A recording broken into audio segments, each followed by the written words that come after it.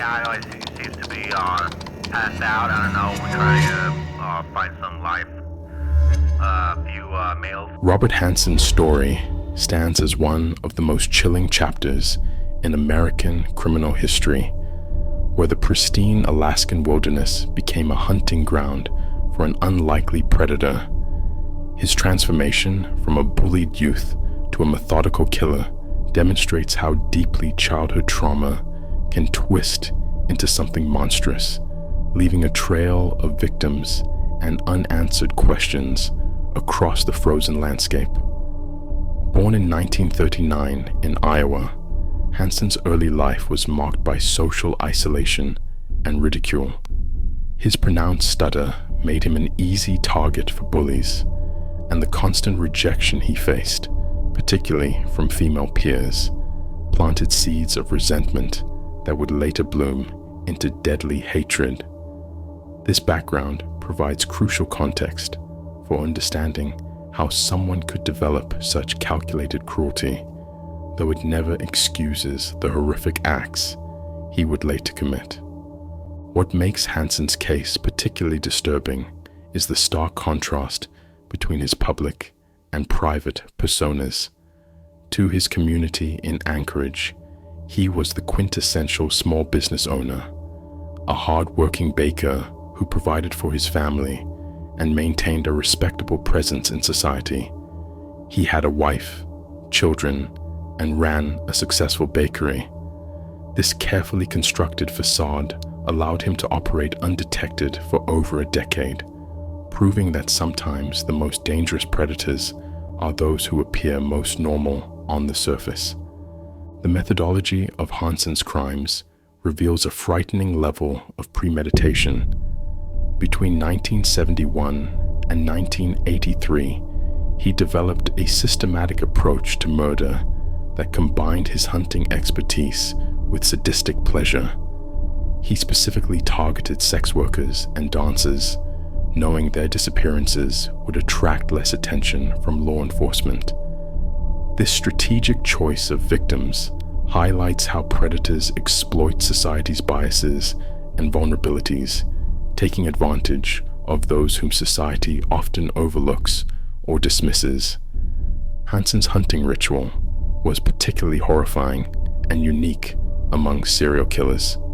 He would first abduct women, either through deception or force, and take them to his home, where he subjected them to torture in his basement. But what truly set his crimes apart was the final phase, flying victims into the remote Alaskan wilderness in his private plane.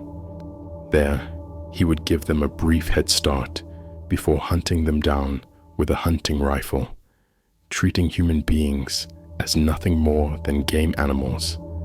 This perverted combination of his legitimate hunting skills with his murderous impulses shows the calculated nature of his crimes.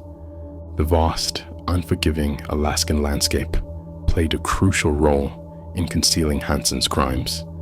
The remote locations where he disposed of his victims made body recovery extremely difficult, and in many cases, impossible. The marked aviation map found in his possession, with X's indicating burial sites, revealed the extensive scope of his killing grounds. The wilderness, typically celebrated for its natural beauty, became an unwitting accomplice in his reign of terror, swallowing evidence and victims alike. For years, Hansen's victims vanished without a trace.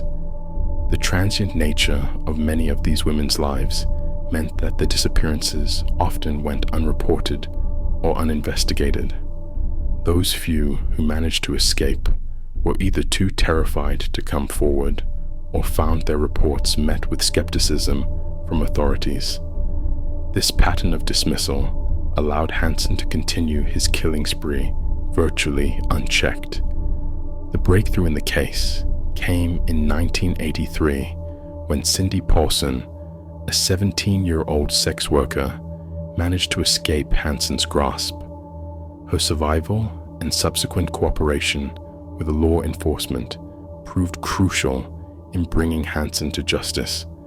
Her detailed testimony about her ordeal, including being chained and assaulted in Hansen's home, provided investigators with the evidence they needed to finally close in on their suspect. Paulson's bravery in coming forward, despite the trauma she had endured, ultimately helped end Hansen's decade-long campaign of terror. When authorities searched Hansen's home, they discovered damning evidence that would seal his fate. They found jewelry belonging to various victims and, most crucially, an aviation map marked with X's indicating where he had disposed of bodies. When confronted with this overwhelming evidence, Hansen confessed to murdering 17 women, though investigators suspect the actual number could be significantly higher. Hansen's case exposed serious flaws in how society and law enforcement handled missing persons cases, particularly those involving sex workers and other marginalized individuals. The fact that he could continue his killing spree for so long raises uncomfortable questions about who we consider worthy of protection and justice. It highlighted the need for law enforcement to take all missing persons cases seriously, regardless of the victim's background or social status. In 1984, justice finally caught up with Robert Hansen. He received a sentence of 461 years in prison without the possibility of parole, effectively ensuring he would spend the remainder of his life behind bars. He died in prison in 2014, but the impact of his crimes continues to resonate throughout the criminal justice system and society at large. The story of the Butcher Baker forces us to confront uncomfortable truths about human nature and society. It shows how someone can maintain a seemingly normal exterior while harboring unimaginable evil. It demonstrates how societal prejudices can enable predators to operate undetected.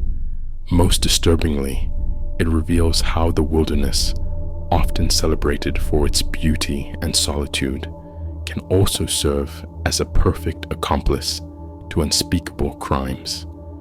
The case also highlights the evolution of law enforcement techniques and the importance of taking all missing persons cases seriously, regardless of the victim's background or social status.